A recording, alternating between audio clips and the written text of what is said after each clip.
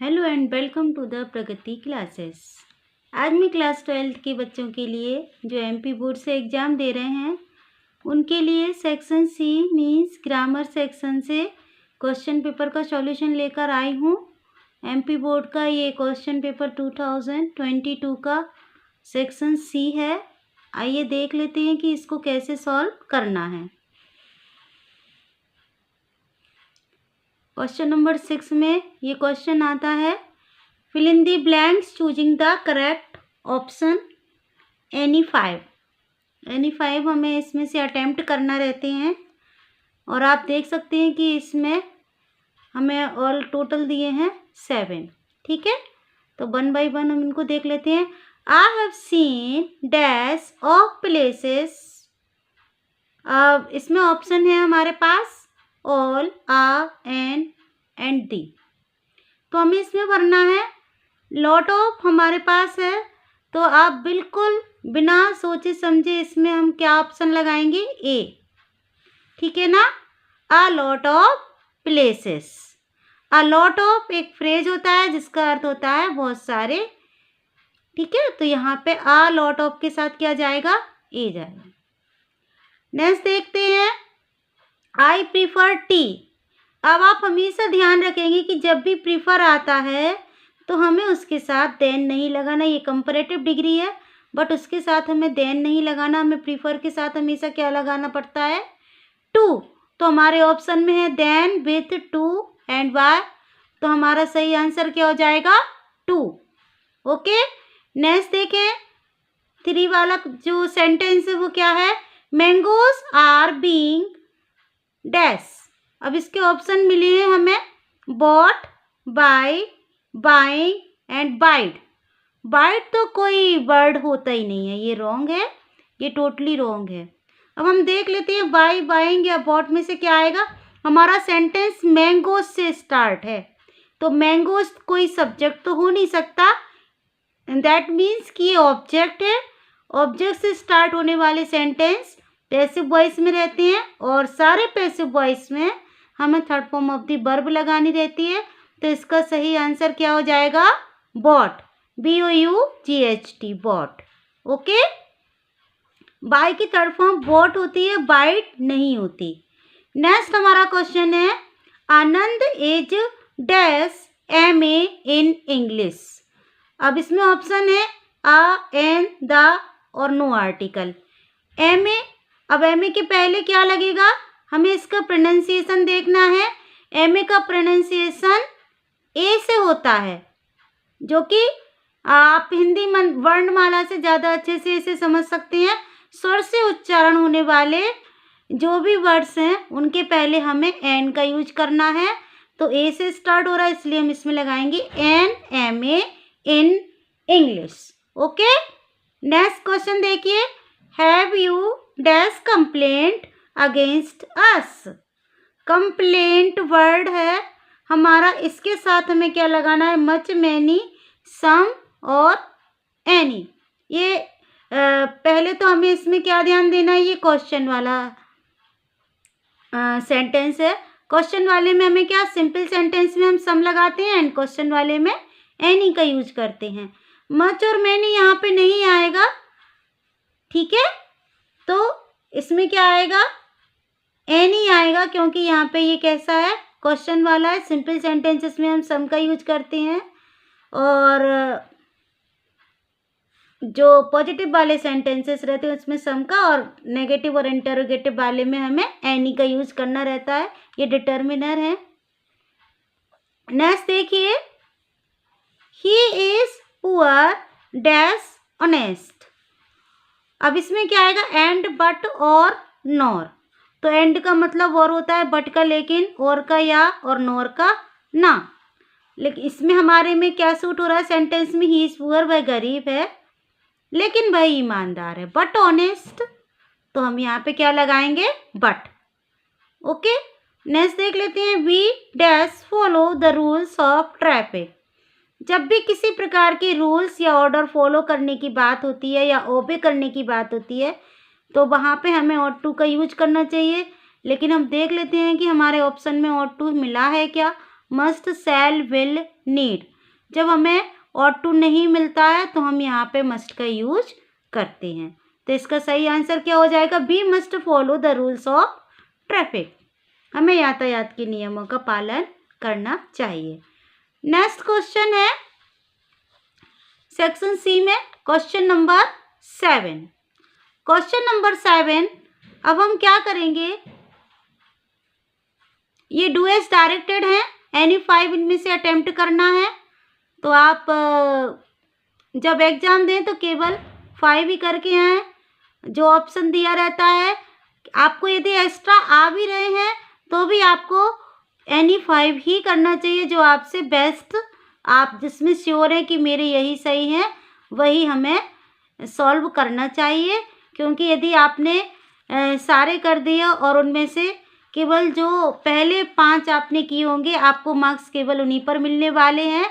और यदि उनमें से कोई आपका रॉन्ग हो जाता है तो आपके नीचे वाले सही होने के बाद भी आपको उसमें मार्क्स नहीं मिलते।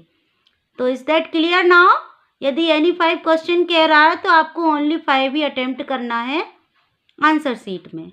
ठीक है, मैं यहाँ पे सॉल्यूशन सभी का बता रही हूँ आपको। अब देख लेते हैं फर्स्ट क्या है। The boy is my cousin, the boy is bearing a red shirt.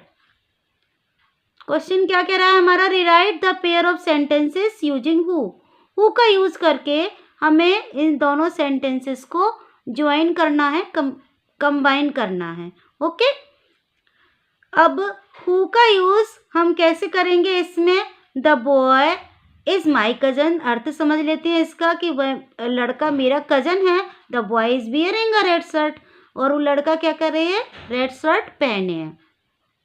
तो यदि हम इसको ज्वाइन करेंगे तो हम किस तरह से बोलेंगे? वो लड़का जो रेड शर्ट पहने हैं मेरा कजन है।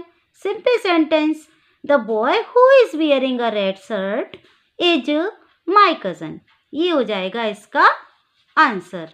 अभी मैं आपको सारे आंसर्स का पूरा व्यू रिटर्न में दे दूंगी, आप पहले समझ लें। His brother is very studious, he rarely finds time for entertainment. ये है combine the pair of sentences using so dash dash dash that. So और दैट का यूज करके हमें इन सेंटेंसेस को कंबाइन करना है। तो ये आपने क्लास में पढ़ा होगा कि हिज ब्रदर, हमें वेरी की जगह क्या लगाना है? सो। ठीक है, his brother is so studious, यानी कि उसका भाई इतना ज़्यादा पढ़ाकू है। और फुल स्टॉप की जगह क्या लगाना रहता है? दैट ही इसमें बाद में क्या हो जाएगा?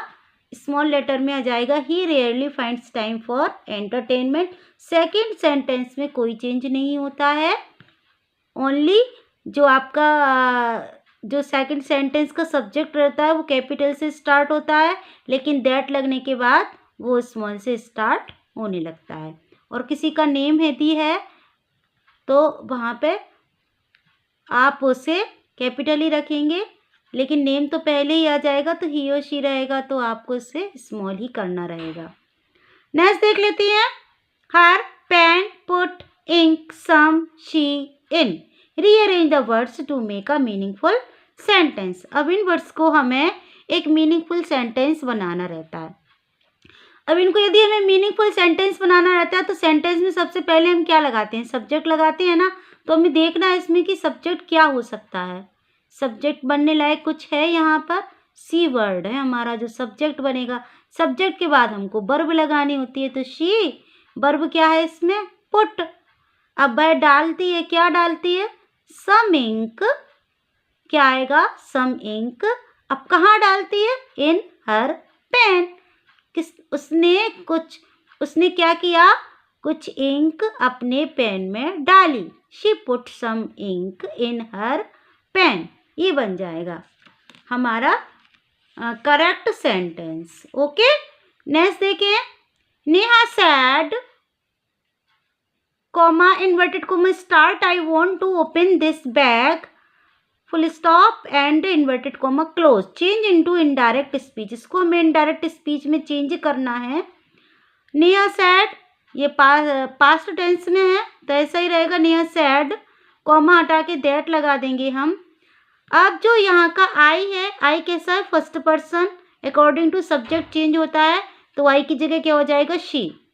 Okay, I want to open this bag है, तो आई वॉन्ट टू ओपन ये प्रेजेंट इंडेफिनिट टेंस है, तो इसको हम चेंज करेंगे पास्ट इंडेफिनिट टेंस में, तो हो जाएगा she wanted to open this bag की जगह हम क्या लगा देंगे, दैट बैग। ये मैं आपको दिखाई देती हूँ, इसका आंसर ज़्यादा क्लियर हो जाएगा।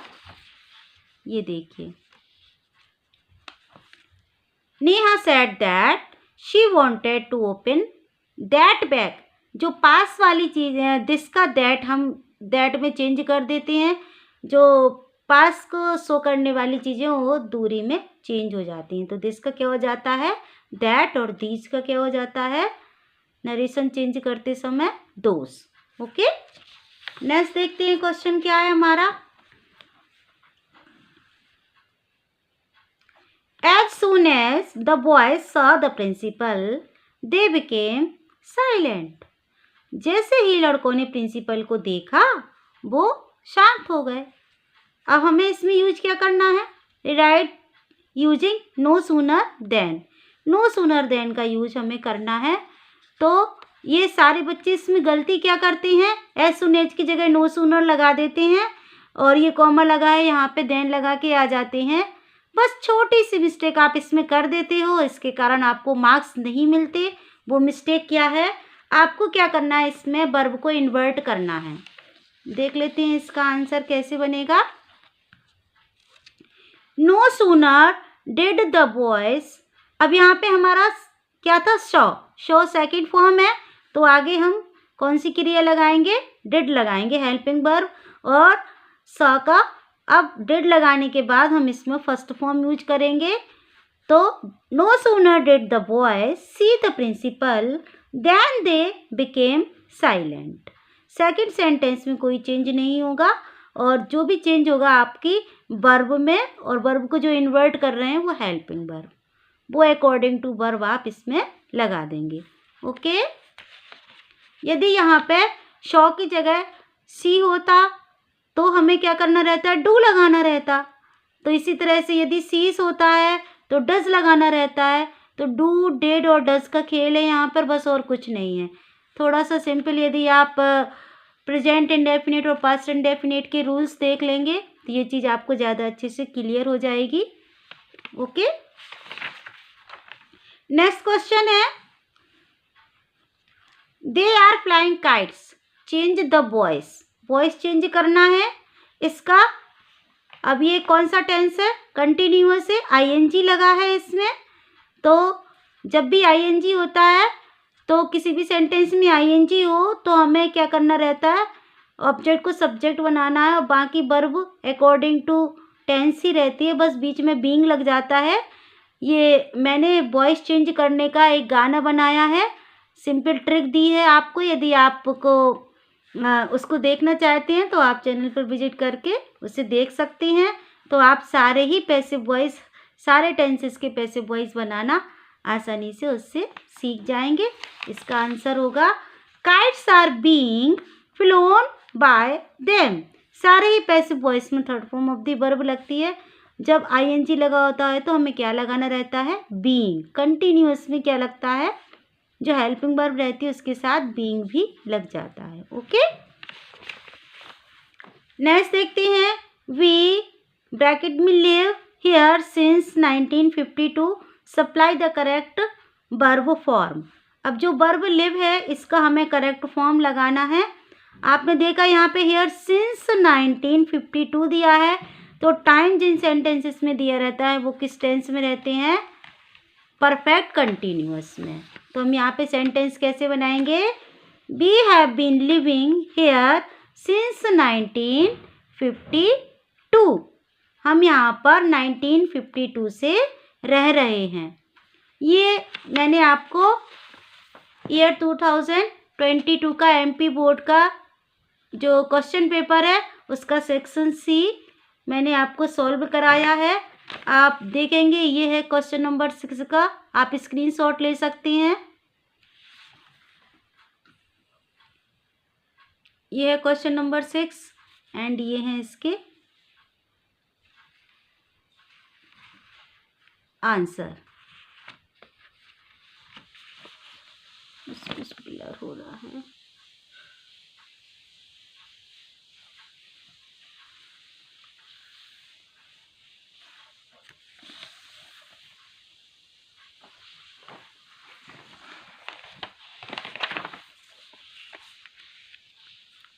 Something went wrong in my camera. Okay, that's all from this video. Thank you for watching. Like, subscribe and share.